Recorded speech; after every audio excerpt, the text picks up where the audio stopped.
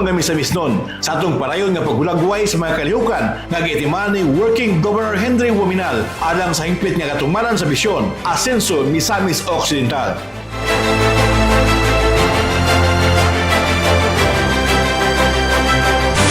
Pebrero 2 sa iyang opisina sa Kapitolyo, kauban sa iyang mga staff o ni Board Member Winston Catani, isip chairman sa Committee on Agriculture. Gipanguluhan ni Working Governor Henry Wominal ang usa ka panagtagbo uban sa mga opisyal sa Provincial Agriculture Office aron isgutan og tukion ang pagpangandam sa umaabot nga Agriculture Summit sa probinsya. Sa maong higayon, gipaklaro sa Working Governor nga iyang gipatawag ang maong meeting gumikan kay importante kini nga maklaro ang tubong o direksyon sa summit aron masuta kung andam na ba ang probinsya ug unsay angay buhaton nga lakang aron mas mapalambo pa ang sektor sa agrikultura. This is an exercise na kung gigamit how prepared we are, how clear is our direction, and how prepared we are to achieve that goal. Matod sa Working Governor, ang angay hisgutan sa summit kinahanglan nga praktikal, may bili o direktang makatabang sa kalambuan sa agrikultura sa Misamis Occidental. So dapat ang subject na hisgutan nililhon po kung may itong ikinanglan.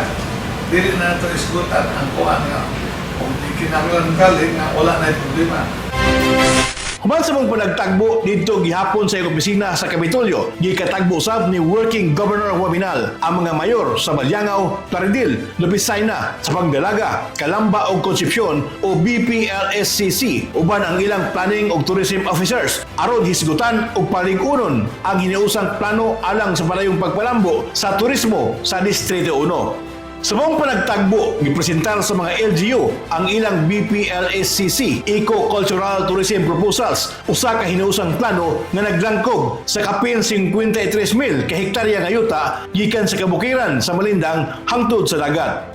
Kami to present the BPLSCC Mountain and Coastal Plan, Tourism Plan. Karong hapon na. It's a draft na siya. Then, we seek your suggestion, questions, comment, and guidance regarding ano. Tumong sa mga proposals ang pagpasaka sa lokal nga ekonomiya, pagdugang sa kita sa mga lungsod, paglani og daghang turista ug pagpaminos sa kakabus, pinaagi sa pagpanalipod sa kinayahan, panginabuhian sa komunidad, paghiusa sa tourism sites ug pagpaayo sa infrastruktura.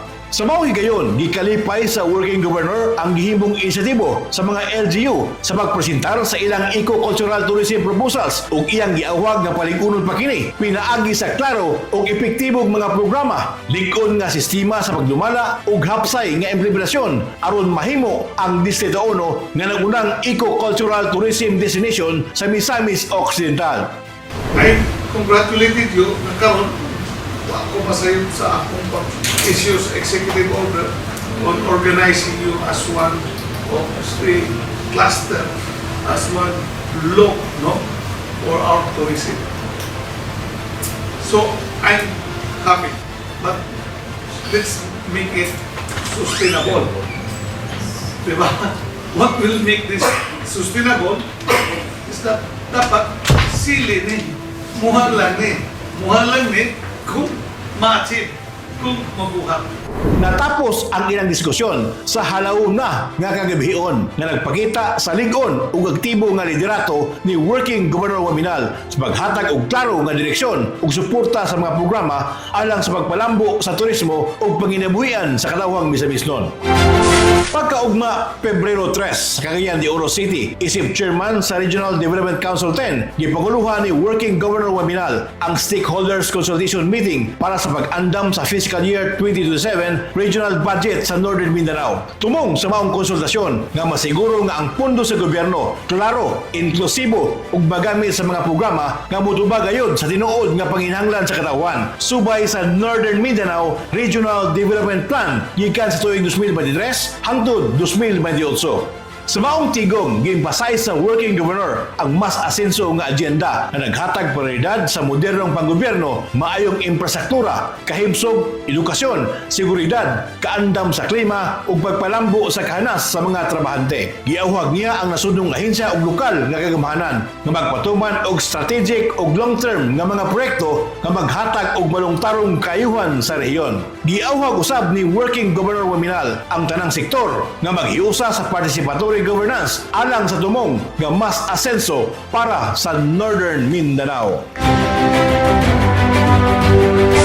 Pebrero 4 sa Asenso Misamis Occidental Sports and Cultural Center sa Kapitolyo. Gipanguluhan ni Working Governor Waminal ang paglunsad sa unang duha ka adlaw nga Asenso Agriculture Summit, usa ka inisyatiba nga naghiusa sa mga ahensya ug opisyal gikan sa nasyonal, regional ug lokal nga level aron mas mapaligon pa ang sektor sa agrikultura sa probinsya. Gipasiugdahan sa Working Governor ang maong summit aron ma-align ang mga programa ug prioridad alang sa lig-on nga food security ug mas epektibong suporta sa mga mag-uuma o mangingisda. Tumong usab niini nga mailhan og ma-apply ang mga National Agriculture Programs nga angay sa lokal nga prioridad ug masiguro ang koordinasyon, hustong tabang ug klarong schedule sa implementasyon sa matag proyekto. Sa maong kalihukan, tagsa-tagsang ipaminaw sa Working Governor ang presentasyon sa mga ahensya ug iyang i-emphasize nga ang matag programa kinahanglan maghatag og diretsong kaayuhan sa komunidad, ilabi na sa gagmayng mag-uuma ug mangingisda. Matod niya, ang Asenso Agenda nagpunting sa kaayuhan sa katawhan ug sa malungtarong pagpalambo sa agrikultura aron magpabilin ang tinuod nga benepisyo sa komunidad ug mapalig-on ang ekonomiya sa Misamis Occidental. Tanang mga proyekto impactful, no? Dunay impact ngadto sa panginabuhi sa tao. So that ang atong Asenso Misamis Occidental vision does not only caters on the physical growth and development of the province, but also it must be felt to the life of the people. Pagkaugma Pebrero 5 sa mao gihapon nga venue, aktibo ang partisipasyon ni Working Governor Waminal sa mga diskusyon sa ikaduhang adlaw sa Asenso Agriculture Summit aron masiguro nga ang mga programa ug proyekto sa agrikultura mutubag gayud sa panginahanglan sa mga mag-uuma ug mangingisda sa Misamis Occidental. Ning maong adlaw lakip sa mipresentar sa ilang mga proyekto ug programa ang ahensya sa Bureau of Soils and Water Management nga mao'y nagatiman sa irigasyon, soil management ug processing projects aron mulambo ang produksyon sa yuta. Philippine Coconut Authority na nagpresentar sa coconut programs ug mga oportunidad sa pagtinabangay. BFAR ug Philippine Fisheries and Coastal Resiliency na nagpresentar sa fisheries ug coastal projects aron suportahan ang mga mangingisda ug baybayon nga komunidad. Ang maong mga presentasyon nagbukas og produktibong diskusyon uban sa mga mayor, provincial officials, board members, technical staff ug ni Working Governor Waminal. Sa maong diskusyon, lakip sa gisgutan nga proyekto mao ang Coconut Planting Program, irrigation sa Kabukiran, gipropose nga Provincial Soil Laboratory, Fish Corps Matching Grants para sa livelihood ug negosyo.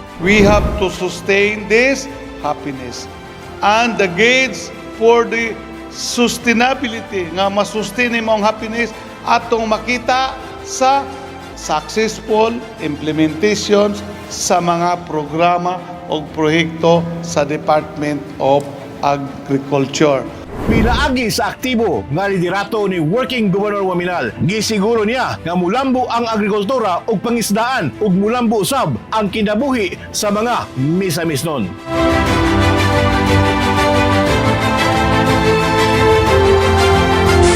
Pagka Pebrero 9 sa Asenso Misamis Occidental Sports and Cultural Center sa Kapitolyo, isip chairman sa konseho, gipanguluhan ni Working Governor Waminal ang first quarter joint meeting sa Provincial Development Council, Provincial Peace and Order Council, Provincial Disaster Risk Reduction and Management Council ug Misamis Occidental Provincial Anti-Drug Abuse Council. Tumong sa maong tigom ang paghiusa sa mga leader sa probinsya aron mapalig-on ang kalinaw, kaluwasan ug kalambuan sa probinsya. Isip chairman sa konseho, giaprubahan sa Working working governor ang 16 milyon nga pundo aron mas palig-unon pa ang kampanya batok sa legal nga droga. Gisuportahan usab niya ang paghatag og safe conduct passes sa 14 ka kanhi rebelde aron mapaspas ang ilang pagbalik sa malinawon nga kinabuhi sa komunidad. Aron masiguro ang seguridad sa katawhan, giaprobahan ang palayon nga implementasyon sa project sa Gipbuhay, project Kahayag ug uplan sa gang Misamisnon nga magpunting sa crime prevention public safety. With the corresponding budgetary requirement. Okay, if there is a motion, duly seconded. Is there any comment, objection? The chair hears none. The motion is approved.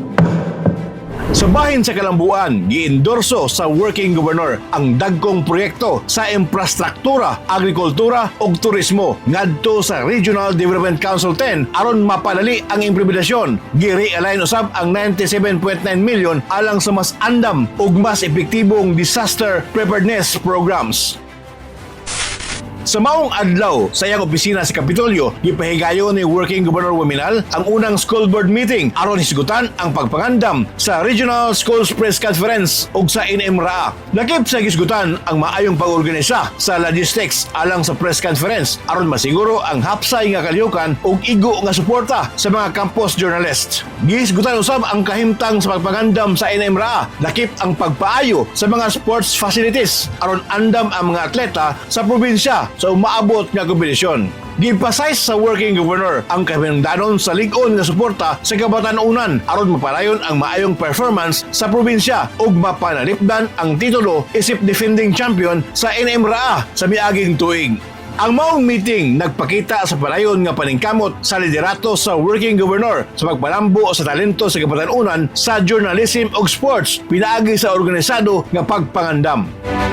Pebrero 11 sa Malacañang Palace, gitambungan ni Working Governor Waminal ang formal nga pagperma sa Memorandum of Agreement tali sa Department of Education o 82 ka probinsya alang sa Nationwide Classroom Building Program. Ang maong kalihukan gipanguluhan ni Presidente Bongbong Marcos uban sa DepEd sa pagpanguna ni Education Secretary Sani Angara. Tumong sa mong programa ang pagpadali sa pagtukod ug luwas, lig-on ug dekalidad nga mga classroom alang sa mga estudyante sa tibuok nasud. Pinaagi sa kasabutan ang pondo sa DepEd para sa classroom construction diretsong ihatag sa mga local government units aron mas paspas ug mas epesyente ang implementasyon sa proyekto. Sa unang hugna, gibahin ang 9.6 bilyon nga pondo diin ang 4 bilyon alang sa mga probinsya sa pagtukod og bag-ong classroom ug kapin 5 bilyon para sa prefabricated classrooms nga ipatukod sa nakinlaing lugar sa nasud. Ang pag-apil ni Working Governor Waminal sa maong kalihukan nagpakita sa iyang lig-on nga suporta sa edukasyon. Nagpasabot kini nga andam ang Misamis Occidental makigtambayayong sa nasyonal nga kagamhanan aron masiguro nga ang mga kabataang Misamisnon makakat-on sa luwas ug angay nga palibot.